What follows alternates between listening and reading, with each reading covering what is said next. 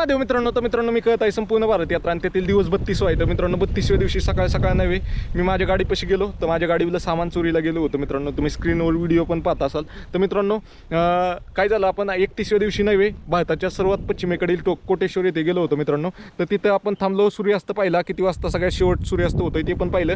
आणि आपण राहिला नव्हे नारायण सरोवर म्हणून तिथं आलो, कारण तिथं नव्हे राहण्याची व्यवस्था होती. तिथं हॉल होता राहण्यासाठी आणि जेवणाची पण आश्रमात सोय होती. अशा पद्धतीने मी तिथं आलो. तर तिथं मी गाडी वगैरे व्यवस्थित एकदम पार्किंगला लावली आतमध्ये आणि हॉलमध्ये झोपलो. आणि सकाळी उठून पाहतोय तर माझ्या गाडीला नाही सामान उचकी झाली होती. ते पाकिट पण सगळं उचकून नाही उलटं पालटं करून टाकलं होतं. तर मित्रांनो, ते चोरी कशी झाली आणि कुणी केली हे नाही मला काही कळलंच नाही. पण मला एका जणावर डाऊट होता, कारण काल मी जिथं कोटेश्वर येथे थांबलो होतो ना, ते एक पोरग माझ्या सारखं अवतीभोवती फिरत होतं. लोक मला यायची भेटायची, लोक काय बोलतात, मी काय त्यांच्याशी बोलतोय ते ऐकत होतं. अशा पद्धतीने होतं. आणि ते पोरग मला नाही रात्री आश्रमाच्या तिथं पण दिसलं होतं. अशा पद्धतीने होतं. तर त्या पोराने चोरी केली असेल, मला असं डाऊट आहे. ते पोराचा माझ्याकडं फोटो पण आहे, व्हिडिओ पण आहे, मी तिथं काढला होता की बाबा हे मला डाऊटफुल वाटतंय. तर त्याचा चेहरा नाही दाखवत मित्रांनो. आपल्याला एखाद्याची बदनामी नाही करायची बिनकामाची, आपल्याला 100% प्रूफ नसले तर मित्रांनो, तिथे CCTV कॅमेरा पण होते.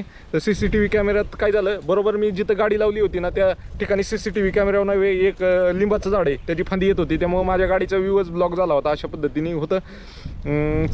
तर मित्रांनो, मेन गोष्ट म्हणजे चोरीला काहीच गेलं नाही. चोरीला जाण्यासारखी माझ्याकडे काही वस्तूच नव्हते.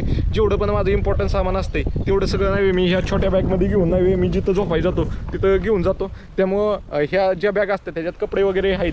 ज्यांना कपड्यात इंटरेस्ट आहे, ज्यांना कपडे चोरी करायची, तर ते कपडे चोरीहून घेऊन जाऊ शकतात असं माझं म्हणणं आहे. तर मित्रांनो, पाहिलं तुम्ही, कपड्यात कोणाला इंटरेस्ट नाही, लोकांना पैसे मोबाईल बिबाईल असल्यात ते इंटरेस्ट आहे. त्या बॅगमध्ये काहीच नव्हतं. तर त्या माणसाने उचाकलं पाचाकलं आणि गेला निघून. अशा पद्धतीने काहीतरी त्याला सापडलं असेल. 100% 100-200 रुपये तर त्या पाकिटात असणार आहेत माझे, तेवढे पैसे चोरीला गेले, बाकी काही नाही मित्रांनो. तर अशा मी आतापर्यंत नाही वेळेस ऑल इंडिया दुसऱ्यांदा फिरतोय, म्हणजे टोटल नेपाळ, भूतान, म्यानमार पण फिरून आलो मी. माझी कुठं चोरी नाही झाली. जवळपास मी नाही आतापर्यंत 80,000 किलोमीटर 2 वर्षामध्ये या पॅशन प्रो गाडीवर फिरलोय. त्यातला मला पहिला अनुभव आहे की असं लोकांनी कोणतंही माझं सामान उचकलंय. तर मित्रांनो, सामान मी गाडीवर का ठेवतो, माझ्या गाडीवर तिरंगा आहे, तिरंगा झेंडा असल्यामुळे कोण सामानाला हात लावत नाही. त्यात प्लस मी 12 ज्योतिर्लिंग यात्रा करतो, त्यामुळे पण कोण सामानाला हात लावत नाही. आणि मी आता रोडला मी तिथं झोपलो होतो त्या उंटाच्या गाडीवर. तिथं रोडला इतके ट्रक ड्रायव्हर येत होते, कुणी हात नाही लावला. काही बुरटे असतात म्हणजे लक्ष ठेवून कार्यक्रम करतात ना, त्यांच्यापैकीची एक असेल असं मला वाटलं. अशा प्रकारे चोरी झाली माझी.